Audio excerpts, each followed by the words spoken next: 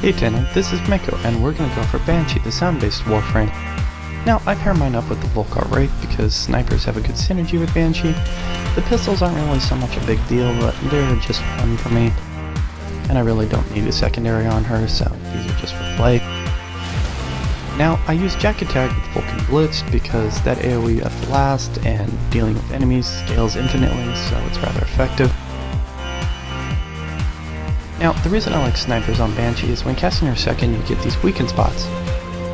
With a sniper rifle, you can just keep amping up your damage and hitting headshots or anywhere those spots are and just further, drip them down in a few seconds. A lot of one-shots going on, as you can see.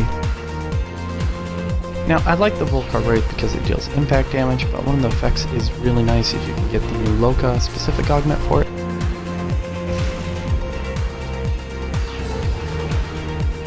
The main thing to keep going on her is your second power and your third, but one of the things to also remember is that if you have the augment, every time you kill an enemy it spreads those. If you have growing power, every time you cast that, it'll apply that to all the ones that are spread during that time. So if they're initially cast and then you kill an enemy, it'll spread more and more, really amped up version to deal serious damage like that. Now, as you can see, the Volcar Wraith can stun enemies because it is impact-based damage, so you can CC a big target. Now, so what I'll do is I'll deal with a bunch of mobs rather quickly, and if there's a big guy, I'll just keep chipping away their health like this. Rather effective. You can no-scope or zoom in if you want. It's rather easy with the Volcar Wraith. I like the Volcar Wraith because it has excessive, rapid fire rate of shots, so even if you miss a shot or if you're trying to hit that spot repeatedly quickly, you can keep CCing a big target. And with the multi-shot on it, you can hit multiple spots at the same time, such as those weaken points. So even if one of your, spots go awry, you're still gonna hit that target. Or at least it's highly likely. Now, something to keep in mind is snipers further amp up their damage with headshots. Also, every time you zoom in, it will also amp that headshot type damage further, or really any crit-based damage, similar to a melee combo counter. Now, if you're using the Jacket Tag like me, all I'll do is use Silence and run around with Sonar. The Sonar will keep spreading. If I see growing power is triggered, I'll just recast Silence and Sonar.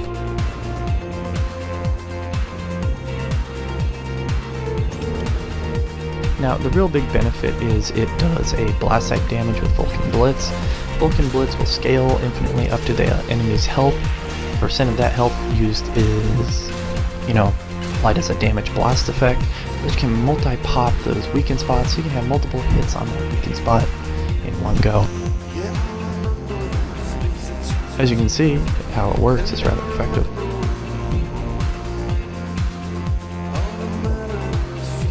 The other thing I like about the, Jacket Tag is it's very CC based, so if enemies in a group get near you, you can just slam to the ground or use one of the combos in its melee attack and just CC enemies in a big area.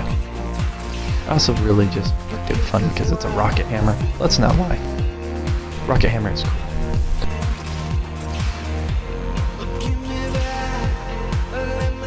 Now, this build is mainly focused on using your second and third power, but I do have a build that revolves around your Quake type attack. And the real problem with the Quake is it keeps you very stationary, and you're not really going to deal much damage unless you keep it up. So to focus on that type of attack, you're going to want to use something like efficiency, range, and damage, because the larger that's up, the more damage you're going to deal. The more area you've covered, the longer it's up duration-wise, it just further amplifies its damage, especially with its augment. As I said, these pistols are mainly just for fun, but you can see that they can trigger growing power rather easily. You could also think about using the, Dino Gamma Core or the Boltor with the augment from Cephalon, so just keep that in mind. Now, death! As you can see, if those enemies group up, you can just further amp up the damage.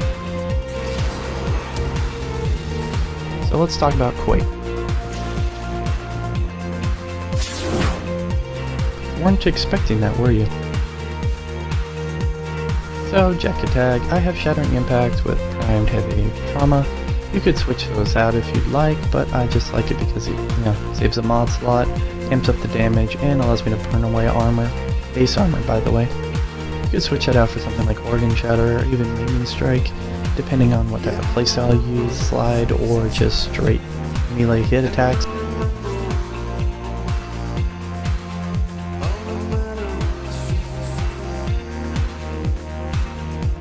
The pistols are really just because I find them fun, but overall, you can make them a pretty high status effect to trigger growing power.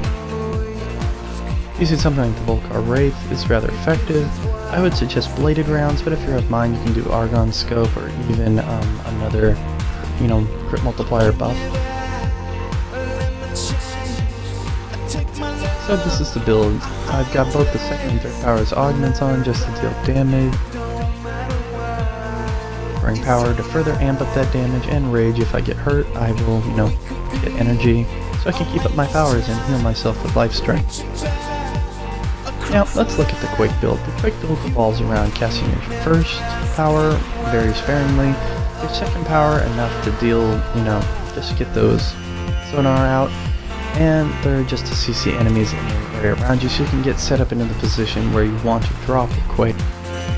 Now remember, while Quake is up, you are a big target, but the main factor of it is, it'll keep stretching with its own augment, further increasing its range and damage as it's up. So I'm mainly focused on, energy efficiency and damage on that. As you can see, the pistols trigger growing power rather easily. Now once I have growing power up, cast your second, third, and then your fourth. Now, as you can watch me take away their health, slowly amping up. It's not a really fast rate. I believe you can further increase this with something like Natural Talent if you wanted to remove rage.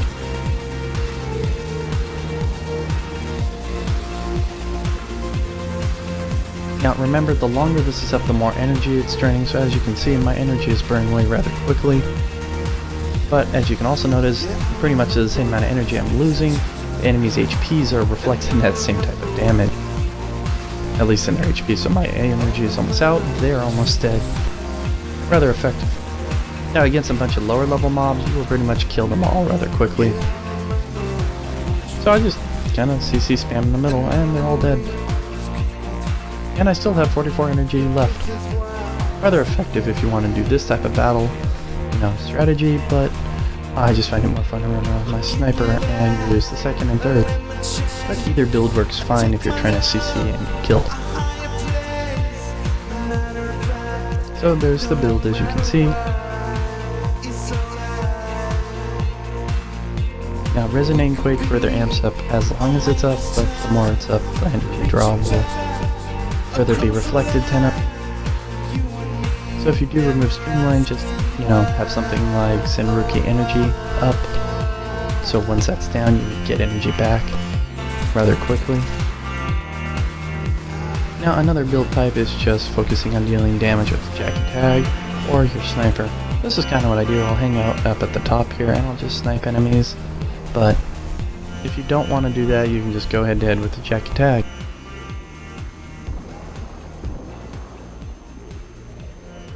So it's rather effective just to be a sniper with her, in my opinion, but either way, you're pretty much dealing a high amount of damage rather quickly.